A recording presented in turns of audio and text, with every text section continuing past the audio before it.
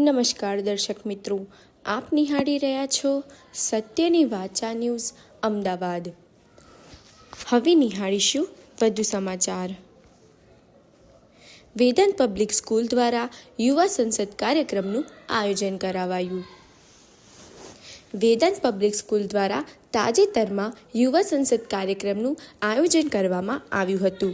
આ કાર્યક્રમનો મુખ્ય હેતુ વિદ્યાર્થીઓમાં લોકશાહી પ્રત્યે જાગૃતિ લાવવી અને સંસદીય પ્રક્રિયાની સમજ વિકસાવવી એ બાબતે હતો। કાર્યક્રમમાં મુખ્ય અતિથિ તરીકે શાળાના ટ્રસ્ટી શ્રીમતી ધારિણીબેન શુક્લા તેમજ શાળાના પ્રધાનાચાર્ય શ્રી નિરંજનભાઈ જોશીની ઉપસ્થિતિ રહી હતી। શાળાના પ્રાંગણમાં ઉત્સાહભેર કાર્યક્રમ યોજાયો હતો। આ કાર્યક્રમ શિક્ષક શર્મા રાહુલના માર્ગદર્શન હેઠળ ખૂબ જ સારી રીતે યોજવામાં આવ્યો હતો, જેમાં પાંડે સાક્ષી, રાજપુરોહિત વંશિકા, જીયા પટેલ, બ્રહ્મભટ્ટ પ્રિન્સી, માઇટી ઋત્વિકા, ઠાકોર વિવાન, ઉપાધ્યાય જન્મેજય, રાજપૂત તમન્ના, ભાવસાર દ્રષ્ટિ, પાલીવાલા સુશાંત, જોશી સોહમ, મહેતા ધાર્મિક વિદ્યાર્થીઓએ સંસદના વિવિધ પદો જેમ કે સ્પીકર, વિપક્ષના નેતા વગેરેની ભૂમિકાઓ નિભાવેલી હતી। વિદ્યાર્થીઓએ દેશના મહત્વના મુદ્દાઓ જેમ કે શિક્ષણ, પર્યાવરણ, બેરોજગારી અને સ્વચ્છતા અને અલગ અલગ કેટલાય મુદ્દાઓ અંગે ચર્ચા કરી હતી। પક્ષ અને વિપક્ષના નેતાઓ પોતાના મત પ્રસ્તુત કર્યા અને ચર્ચા દરમિયાન પ્રશ્નોત્તરી પણ કરી હતી।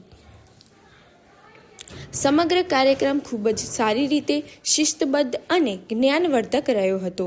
અંતમાં શાળાના ટ્રસ્ટી શ્રી અને પ્રધાનાચાર્યશ્રીએ વિદ્યાર્થીનીઓને અભિનંદન આપ્યા હતા અને આવા કાર્યક્રમો વધુ યોજવામાં આવે એવું આશ્વાસન પણ આપ્યો હતો। આ રીતે યુવા સંસદ કાર્યક્રમ સફળતાપૂર્વક પૂર્ણ થયો હતો। કેમેરામેન મયંક સથવારા સાથે રિપોર્ટર ખુશી સથવારા, સત્યની વાચા ન્યૂઝ અમદાવાદ। અમારી ચેનલ સત્યની વાચા ન્યૂઝને સબસ્ક્રાઇબ કરો, લાઇક કરો અને બેલ આઇકન પર ટચ કરો, જેથી સત્ય આધારિત ન્યૂઝ આપ જલ્દીથી જલ્દી નિહાળી શકો। अस्पतालों में न बेड है न दवाई, भाषणों में विकसित भारत का नारा, हेल्थ बजट पे क्यों काटा मारा, प्राइवेट बिल से जनता परेशान, इनकी सरकार सिर्फ बदल रही है मंदिरों के नाम। डॉक्टर कम जुमले ज्यादा, हेल्थ सिस्टम से क्या यही था वादा, फ्री इलाज की उम्मीद जगी थी पर बिना पैसों के लाइन अभी भी लंबी थी। माननीय अध्यक्ष महोदय, मैं इस सदन के माध्यम से भारत की स्वास्थ्य व्यवस्था की वर्तमान स्थिति को देखते हुए सरकार से कुछ प्रश्न पूछना चाहती हूँ। माननीय अध्यक्ष महोदय, स्वास्थ्य केवल एक योजना का विषय नहीं है, स्वास्थ्य एक सामाजिक न्याय और आर्थिक प्रगति से जुड़ा मुद्दा है। यदि मनुष्य स्वस्थ ही नहीं होगा तो अर्थव्यवस्था, विकास और सामाजिक न्याय की बातें केवल भाषण बनकर रह जाएंगी।